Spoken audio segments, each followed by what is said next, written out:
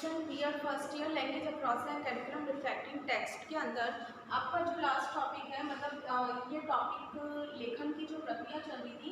लेखन की प्रक्रिया में मैंने आपको बताया कि लेखन एक जटिल प्रक्रिया के रूप में माना जाता है, क्योंकि इसके अंदर 3 बातों का समावेश किया जाता है, जैसे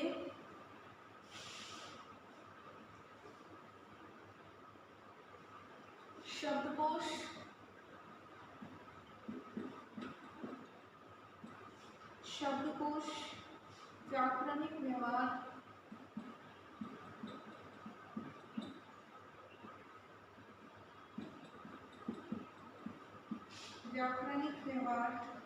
एवं वाक्य संरचना,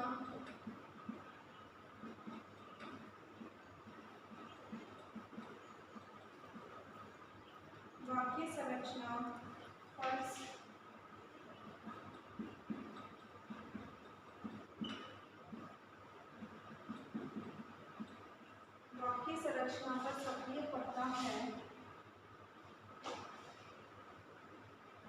शब्दकोश, व्याकरणिक व्यवहार और वाक्य संरचना। देखो, भाषा के 4 कौशलों में जो सबसे ज़्यादा महत्वपूर्ण और जटिल विषय होता है वो होता है लेखन का। ठीक है, अब लेखन के लिए उसका जो शब्दकोश होता है, जो व्याकरण होती है, जो वाक्य संरचना होती है, उसका बेसिकली बहुत अत्यधिक सक्रिय प्रभाव पड़ता है।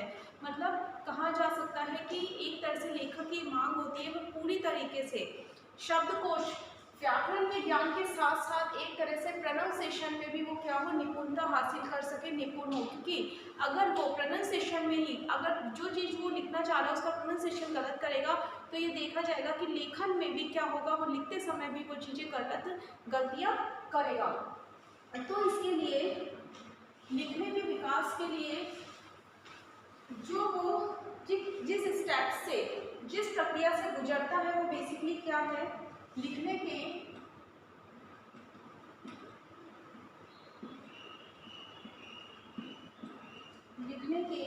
विकास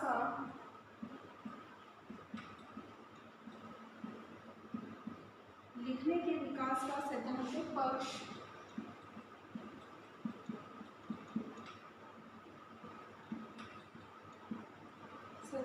पक्ष, तीन प्रमुख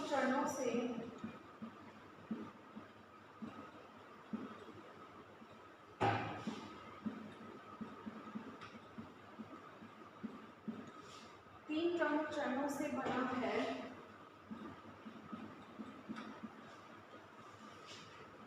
जिन्हें इस प्रकार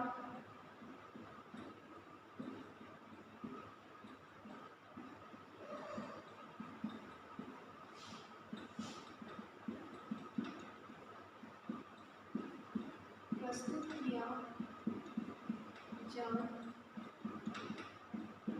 सकता है। पहली बात आती है इसके अंदर पूर्व लेखन अथवा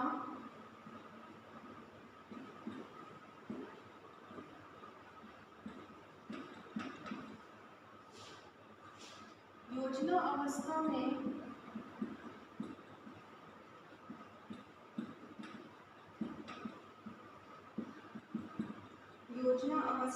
लेखक विषय को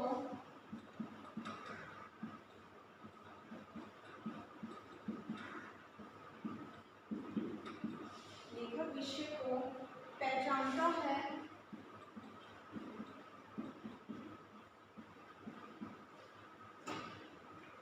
विचारों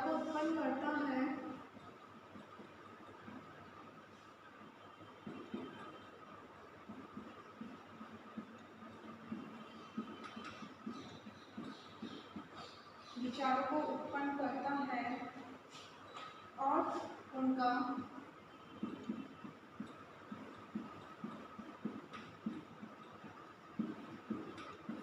चयन एवं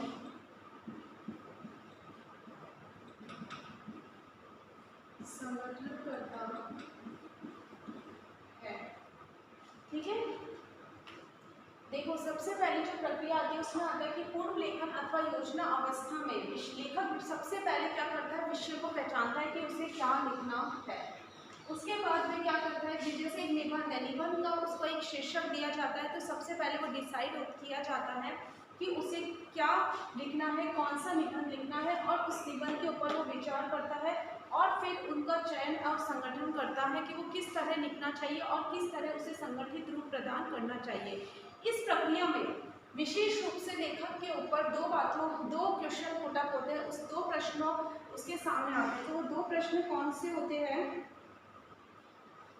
दो प्रश्नों का उत्तर देने का प्रयास करता है। जो पहला प्रश्न उसके सामने आता है वो ये आता है, मैं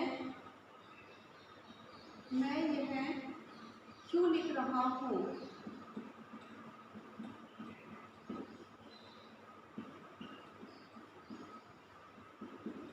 ये पहला प्रश्न उसके सामने आता है कि जो मैं लिख रहा हूँ वो क्यों लिख रहा हूँ, मेरा लिखने का बेसिकली क्या उद्देश्य है।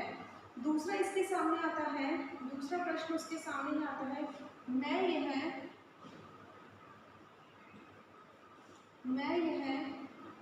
किसके लिए लिख रहा हूँ।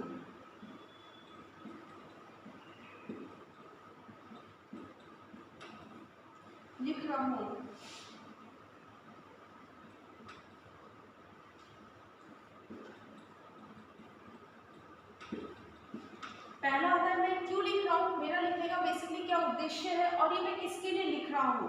तो ये दोनों समस्या जो होती है, ये जो दो समस्याओं के प्रश्नों का समाधान करता है, उत्तरों का समाधान करता है और उस विषय वस्तु को क्या करता है, संगठित करता है। तो पहले चरण में हमने ये देखा कि सबसे पहले विषय को पहचान करके उसका क्या करता है, उसके विचार को उत्पन्न करके उसे संगठित रूप प्रदान करता है। अब बात आती है दूसरे नंबर की।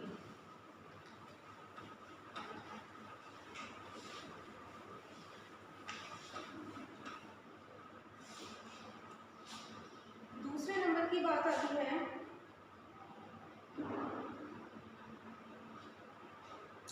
लेखक रुकता है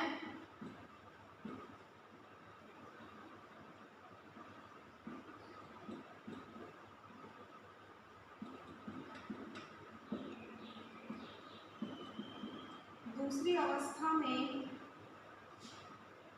लेखक रुकता है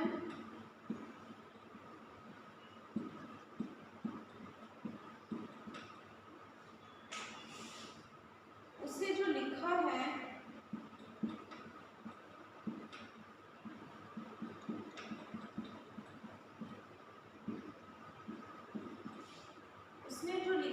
उसे फिर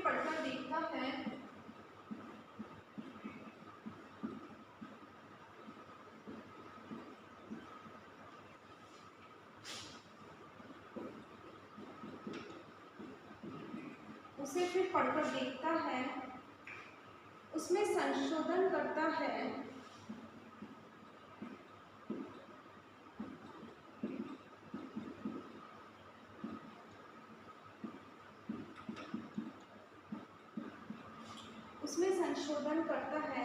नए विचारों को लाता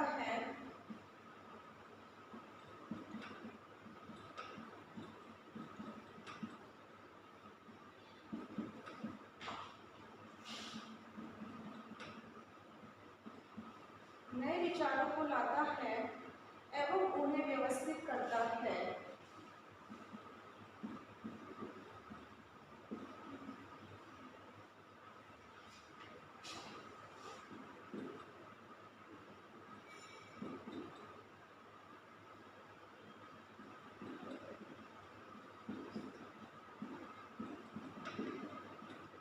दूसरे चरण में देखा जाता है कि सबसे पहले उसने लिखना जब स्टार्ट करता है स्टेप वाइज, तभी देखा जाता है दूसरी अवस्था में लेखक क्या करता है, लिखने के वक्त क्या करता है, रुकता है और जो उसने लिखा है वो वापस से पढ़ता है और फिर उसे और क्या लिखना होता है उसमें क्या करता है, वो संशोधन करता है, परिवर्तन करता है और फिर अपने नए विचारों को लाता है और उन्हें वापस से व्यवस्थित करता है।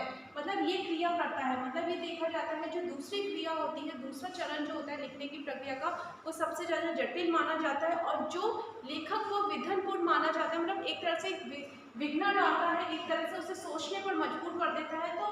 तो ये माना गया है क्योंकि पहले चरण में तो उसने क्या किया था, पहले चरण में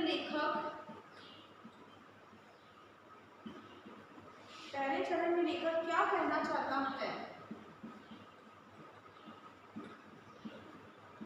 इस पर प्रकाश डालना है।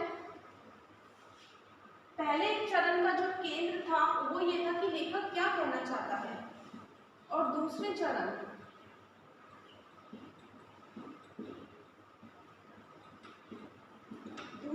का केंद्र ये है कि उस तथ्य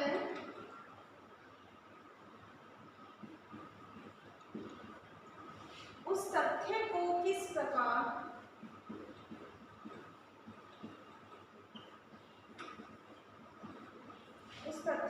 प्रकार प्रभावशाली रूप में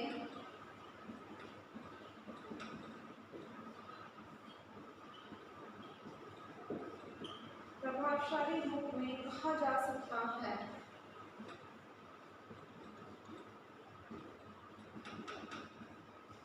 मतलब क्या देखा गया है, पहले में उसने विषय का चयन किया था, विषय का चयन करने के बाद क्या किया था, उसे संगठित रूप प्रदान किया था। तो पहले उसमें ये था कि वो क्या कहना चाहता है, और दूसरे में जो वो कह रहा है तो उसे किस प्रकार प्रभावशाली रूप दे, किस प्रकार संशोधन करके अपने विचार को अभिव्यक्त करे, वो इसके अंदर सीखा था, दूसरे चरण में सीखा था। मैं दूसरे चरण में उस बात को लिखता है। फिर बात आती है तीसरे चरण की।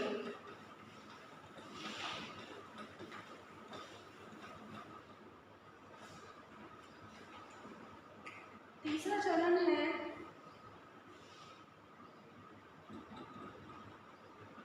शोध के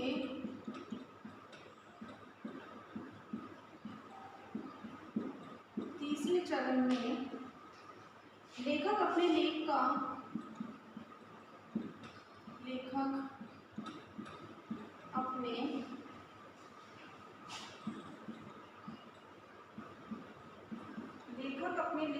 पाठक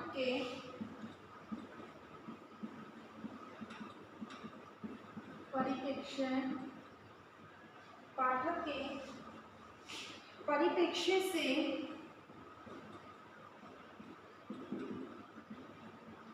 मूल्यांकन करने का प्रयास करता है।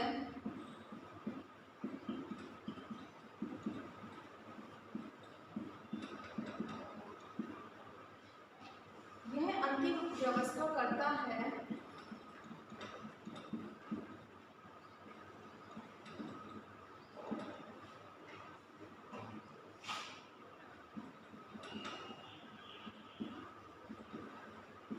और वर्तनी मतलब प्रोनाउंसिएशन, व्याकरण मतलब ग्रामर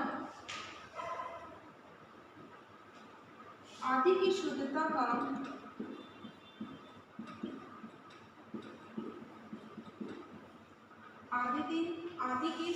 शुद्धता का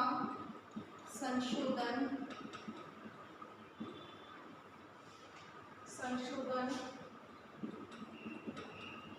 करता है।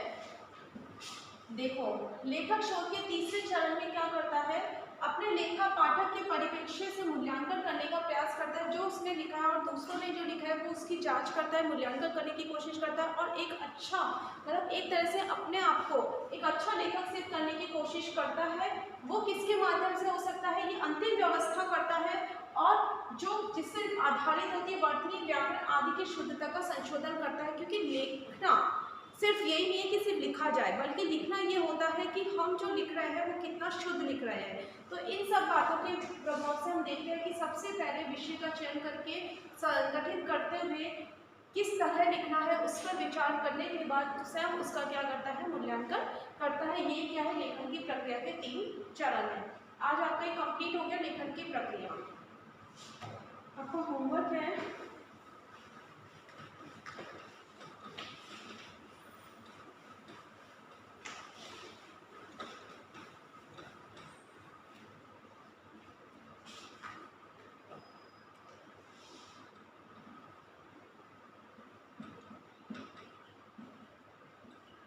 लेखन प्रक्रिया के बारे में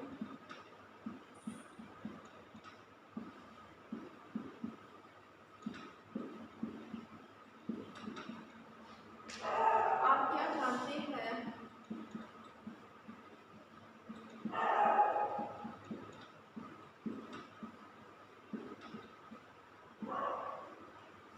लेखन की प्रक्रिया संबंधी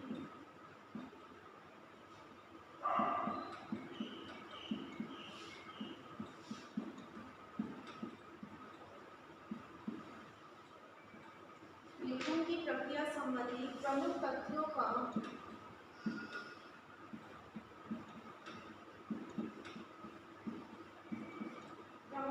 का उल्लेख कीजिए।